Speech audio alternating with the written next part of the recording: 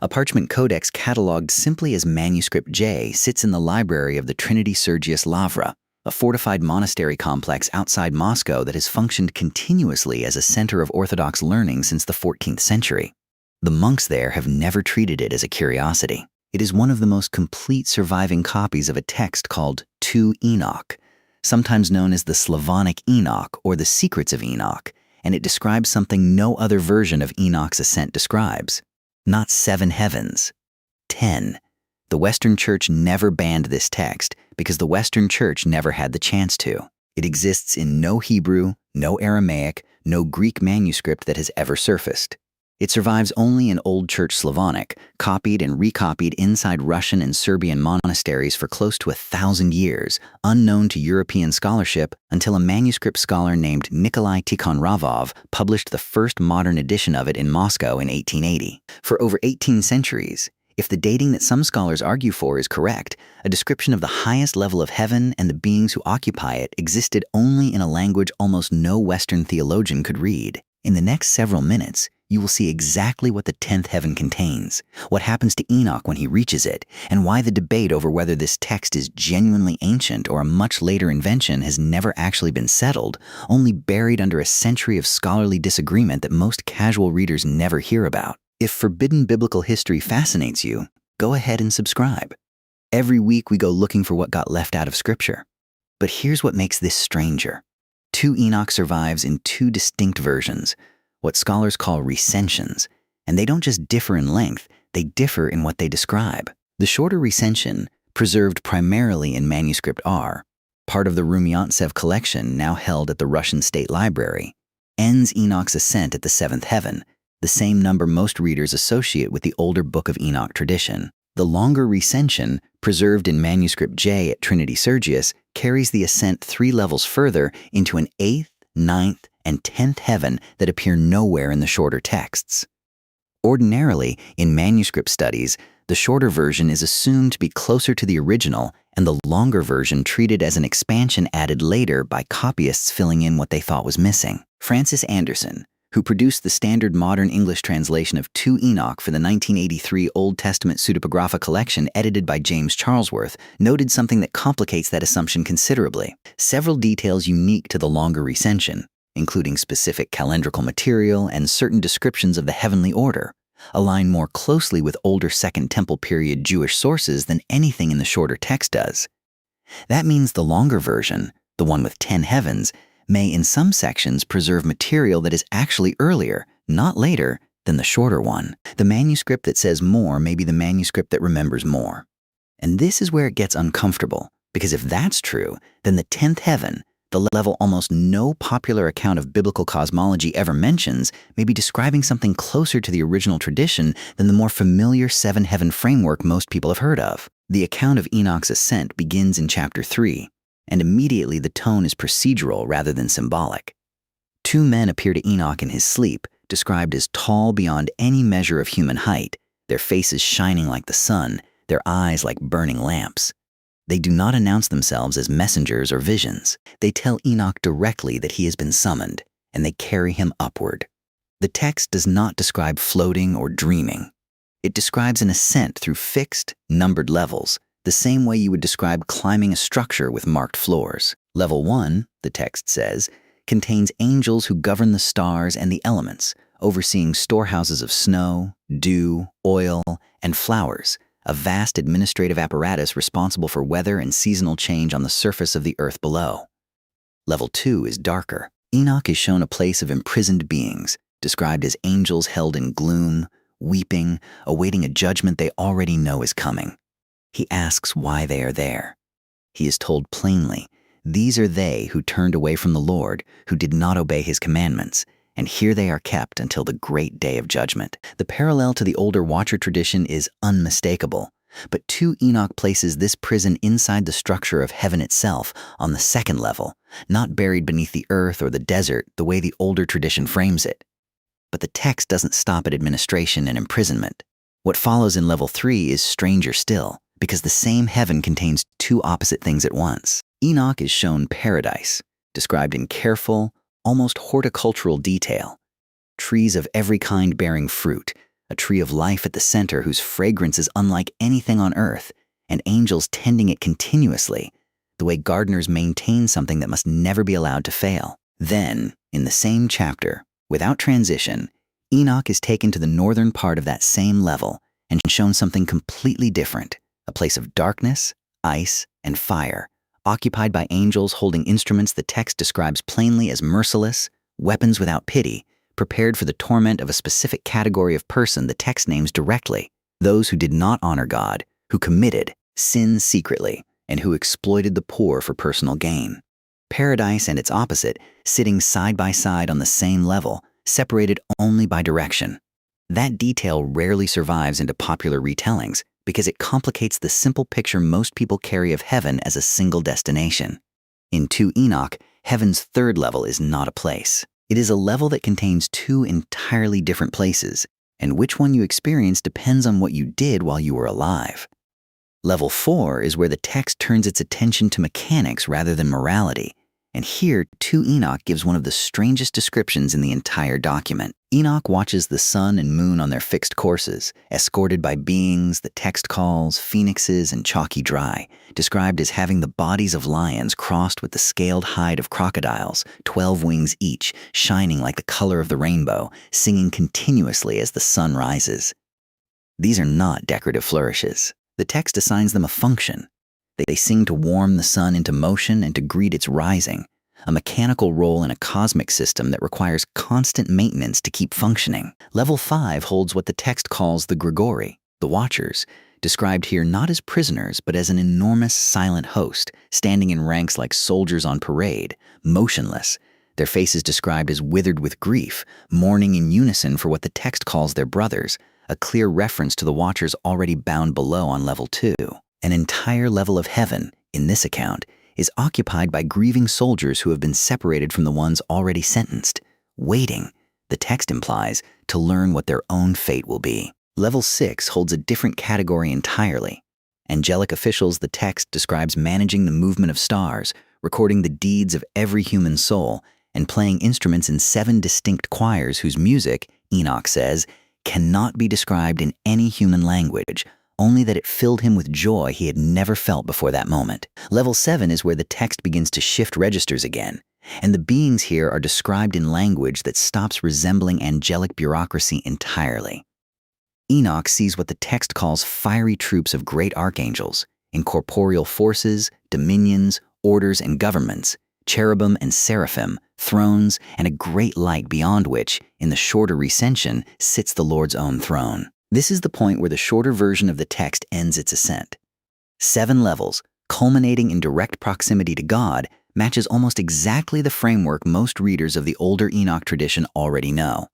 But the longer recension does not stop here. Manuscript J continues, and this is where 2 Enoch becomes genuinely unusual among every other ascent text to survive from the ancient world. Level 8, in the longer version, is called Muzaloth, a name scholars have connected to a Hebrew root associated with the zodiac, described as the place where the changes of the seasons are governed, along with the years and the courses of the stars in their fixed order. Level 9, called Kuchavim, is described as containing the heavenly houses of the 12 zodiacal signs themselves, not symbols painted on a ceiling, but the actual dwelling places the text treats as physically real locations within the structure of heaven. And then comes level 10, Aravoth. Here's what almost no popular account of biblical cosmology ever mentions, because almost no popular account has ever heard of a 10th heaven at all. The archangel escorting Enoch at this point, identified in the text as Michael, tells him plainly that this is as far as any created being has ever been permitted to go. Enoch describes seeing, from what the text calls a great distance, an indescribable light. He does not describe approaching it directly. He describes it the way you would describe looking at something too bright to look at, an appearance like iron drawn glowing from a furnace, emitting sparks, surrounded by fire, yet the fire, the text specifies, does not burn anything around it. Enoch says he fell on his face from the terror of it, and it was Michael who lifted him and set him upright again. And this is where the text gives you the detail this whole video is built around. The beings on level 10 are not described the way the beings on any level below are described. Every level beneath the 10th is populated by beings assigned to something. The first level manages weather. The 4th escorts the sun. The sixth maintains records and plays music in structured choirs. Even the imprisoned watchers on level 2 are held in a specific place for a specific stated reason. Every population below has function, rank, and location relative to a task. The beings surrounding the throne on level 10 have none of that. The text describes them only as fiery, without differentiation, without individual names, without the ranked administrative titles given to every order below them: dominions, thrones, powers, cherubim, seraphim, described collectively rather than individually, existing not to perform a task but simply to surround and radiate what the text calls the glory of the Lord's face continuously. There is no record of them managing anything. There is no record of them ever leaving that position. Every being on every level below has a place they occupy and a place they can, at least in the text's own logic, move away from to perform a duty elsewhere. The beings on level 10 appear to have no such freedom of motion at all. They are fixed. They do not appear to have individual identity the way even the grieving watchers of level 5 clearly do, standing as recognizable, named ranks with a shared history and shared grief. The 10th heaven's occupants read less like a population and more like a single continuous phenomenon wearing the shape of many bodies. Then the text does something no other heavenly ascent narrative from this period does. It does not simply let Enoch observe the 10th heaven from a distance and return. God speaks directly, and Michael is instructed to remove Enoch's earthly clothing, anoint him with what the text calls delightful oil, described as greater than the greatest light, its sweetness like sweet dew, its fragrance like myrrh, shining like the rays of the glittering sun. Enoch says that when he looked at himself afterward, he had become like one of God's glorious ones, and there was no observable difference. The text is describing, in plain sequential narrative, a human being physically transformed into the same category of being that occupies the 10th heaven through a specific ritual act, anointing, that any reader familiar with the Hebrew Bible would immediately recognize as the exact procedure used to consecrate priests and kings. Enoch is not merely permitted to see the highest level of heaven. He is inducted into its population through the same ceremonial mechanism used to install human priests into sacred office on earth. The parallel is almost certainly deliberate. The text is arguing, whether or not you accept its cosmology, that the boundary between the highest order of heavenly being and a properly consecrated human being is not fixed. It is procedural. Follow the correct rite, and the category changes. What modern scholarship has added to this only sharpens how strange the 10th heaven's description really is. Chrisfried Buttrick, a German scholar who has spent much of his career specifically on 2 Enoch, has argued that the text's insistence on the undifferentiated, purely luminous nature of the highest heavenly order, compared with the highly individuated, named, and functionally specific ranks described on every level beneath it, represents a genuine theological statement rather than a stylistic accident. The lower orders of heaven, in Bottrick's reading, are structured the way any bureaucracy is structured, with distinct offices and distinct occupants. The highest order is described as something closer to a single continuous state of being, deliberately stripped of the individuating features given to everything beneath it. Whether that reading is correct remains genuinely disputed. What is not disputed is that no other Jewish or early Christian ascent text describes its highest heavenly level in quite this way, populated by beings who appear to have given up individual identity entirely in exchange for permanent, unbroken proximity to the source of light itself. Here's what the debate over the text's age leaves out of most popular summaries. The dating of 2 Enoch has been argued over for more than a century, and the argument has never actually resolved. Early 20th century scholars, working from internal references to a still-standing Jerusalem temple and calendrical details matching Second Temple period practice, dated the core of the text to sometime before 70 CE, making it contemporary with the older sections of 1 Enoch and the Qumran material. Later scholars, including Buttrick, have pushed back hard against that early dating, arguing that the text, as we have it, shows clear signs of later Christian and even medieval Byzantine editorial influence, and that no fragment of it has ever been recovered from Qumran, from Masada, from any Second Temple period archaeological context whatsoever, unlike its sibling text 1 Enoch, which has 14 or more copies confirmed from the Qumran caves alone. That absence is not a small detail. It means that unlike almost every other apocryphal text this channel covers, there is no ancient physical fragment anyone can point to and say, this proves the 10th heaven tradition existed before the medieval Slavic monks who copied Manuscript J. The entire tradition rests on manuscripts that are, at the earliest, several centuries removed from the events they claim to describe. Andersen himself, while producing what remains the standard English translation, acknowledged in his introduction that the honest answer to when this text was actually composed is that nobody currently knows, and that every argument on either side depends on evidence that can be read multiple ways. That uncertainty is its own kind of suppression, quieter than a council vote, harder to point to, but just as effective. A text with a fragment at Qumran gets treated as potentially ancient scripture worth serious theological engagement. A text that survives only in Slavonic manuscripts from a monastery outside Moscow gets treated, by default, as a medieval curiosity filed under folklore rather than scripture, regardless of what internal evidence might suggest about its actual age. The 10th heaven has never been formally banned by anyone. It has simply never been allowed into the conversation in the first place, because the manuscript tradition that preserves it sat for centuries in a language and in monasteries that Western biblical scholarship simply did not look at until Tikhon Ravov's 1880 edition forced the question open.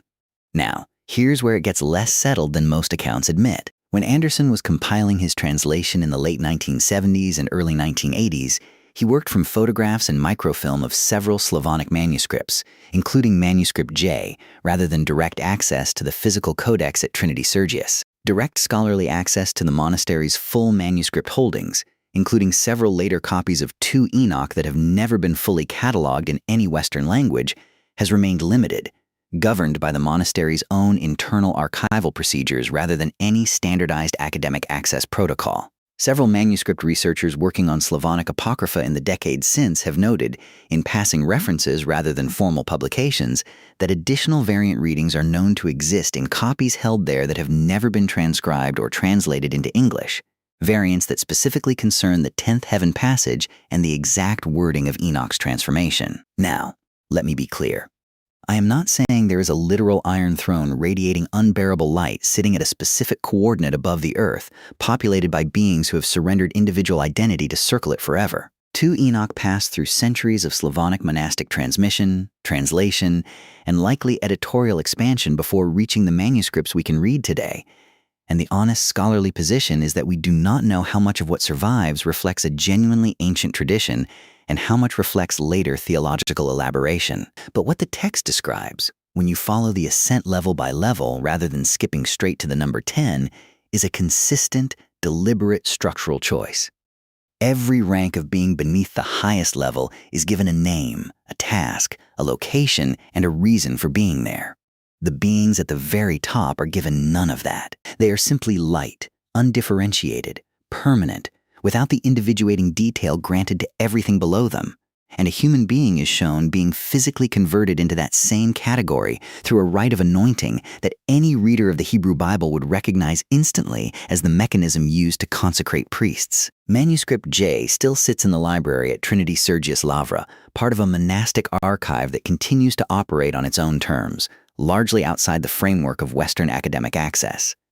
Manuscript R sits in Moscow, in the Russian State Library, cataloged, translated, studied, but ending its account 3 heavens short of the version next to it on a neighboring shelf. Andersen's translation, built from photographs rather than the manuscripts themselves, remains the version almost every English-language reader has ever encountered.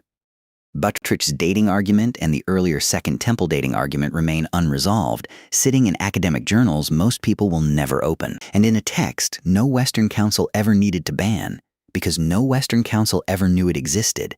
A man is lifted past 9 populated, ranked, functioning levels of heaven into a 10th level where nothing has a name, nothing has a task, and the only thing left to do, apparently, forever, is shine.